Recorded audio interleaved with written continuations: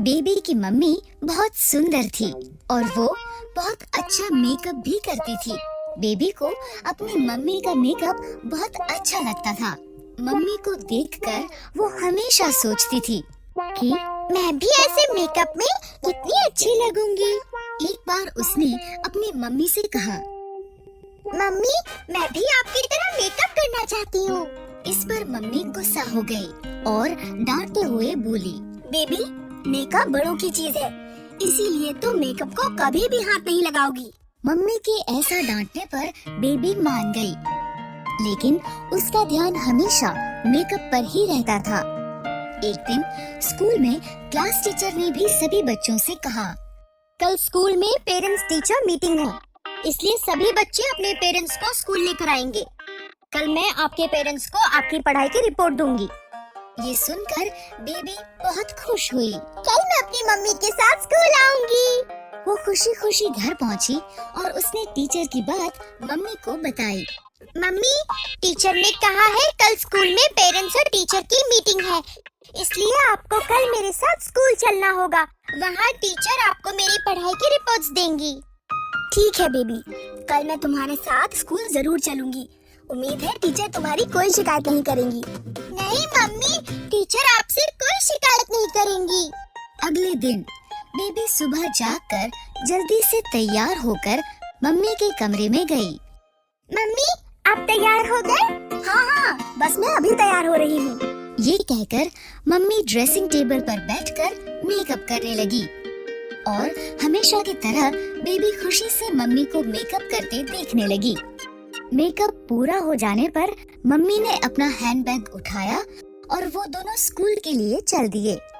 School पहुंचकर जैसे ही mummy और बेबी कुछ कदम स्कूल के अंदर गए, सभी बच्चे बेबी की मम्मी को टीचर समझकर गुड मॉर्निंग कहने लगे।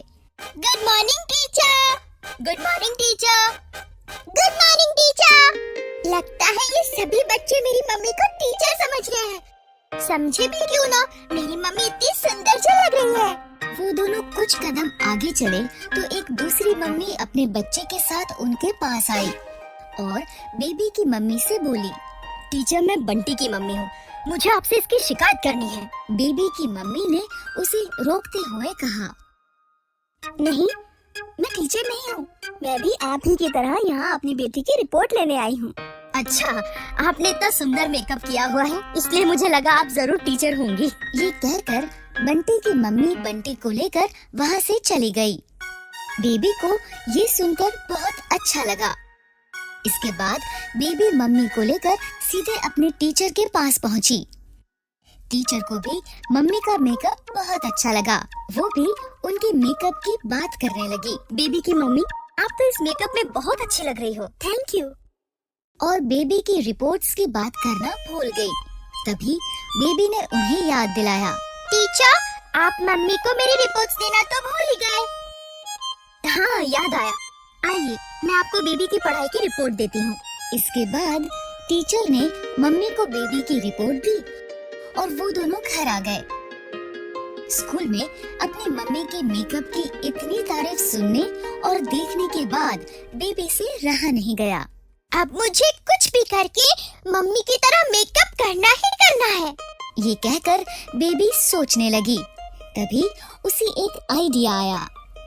आइडिया, मैं मम्मी से छिपकर मेकअप करूंगी और फिर मम्मी को अपना मेकअप वाला चेहरा दिखाकर सरप्राइज दूंगी। ये सोचकर वो जल्दी से अपने कमरे से बाहर आई। उसने देखा कि मम्मी रसोई में काम कर रही है। मम्मी के कमरे में गई। मम्मी अपना मेकअप बॉक्स ड्रेसिंग टेबल की ड्रॉअर में रखती है। उसने दराज खोला और उसमें से मेकअप बॉक्स निकाल लिया।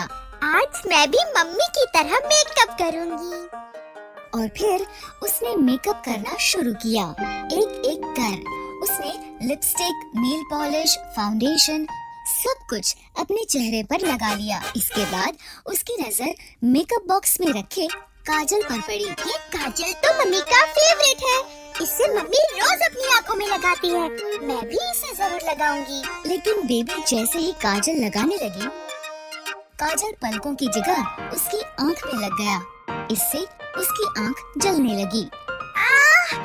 मेरी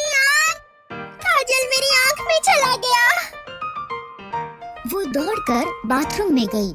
उसने आंखों में पानी डाला।